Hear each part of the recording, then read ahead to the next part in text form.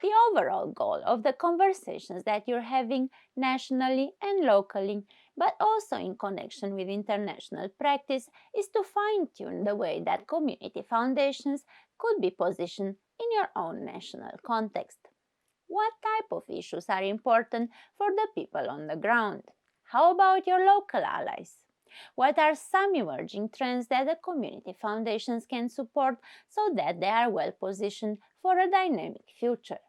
What can a community foundation movement bring to the philanthropy field? What are some points that are missing or not fully developed that community foundations could complement?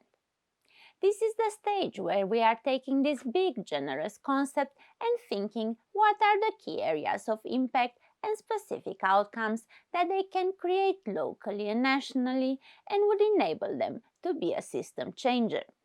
Imagine what would make them a key contributor so that community foundations can together take the development game to the next level. There are different risks in this process. One of them is that because you want to show the importance of the community foundations, you might include in your vision a lot of ground for transformation. This would create very large expectations that community foundations can fulfill only long term, maybe, but definitely not at the beginning of the enterprise when the resources are only starting to grow. So it is quite important to differentiate between the long-term vision and what is possible to be achieved in the first years of work, and give space for a gradual build-up of resources and practices. It is also possible to clarify and set some limits in the expectations about the community foundations. They will be an important contributor, but it is not wise to put on their shoulders everything that has not been achieved by governments, political parties, business sector, and communities. Otherwise, this aspirational element can come back and put a lot of pressure on the development of the movement. Another risk could be to have a very narrow definition of the community foundation concept inspired by the accumulated wisdom and practice internationally.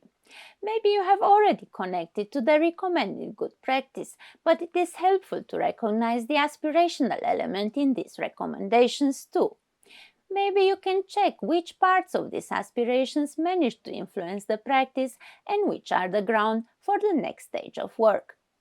Besides trying to include everything in its mission, the other risk is to be too prescriptive about how community foundations could work.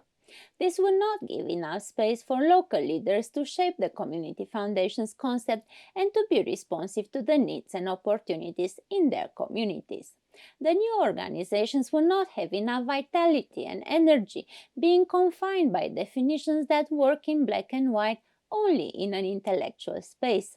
They might end up being part of the development program but not be independent and proactive themselves. The opposite risk is to be fearful of providing some guidance into the shape and distinctiveness of community foundations and letting the concept be very large, which would make it similar to a lot of other initiatives on the field.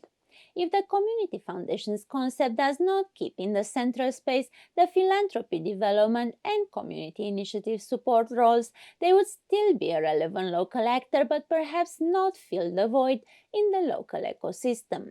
They may be a doer or a capacity builder but still reliant on external resources.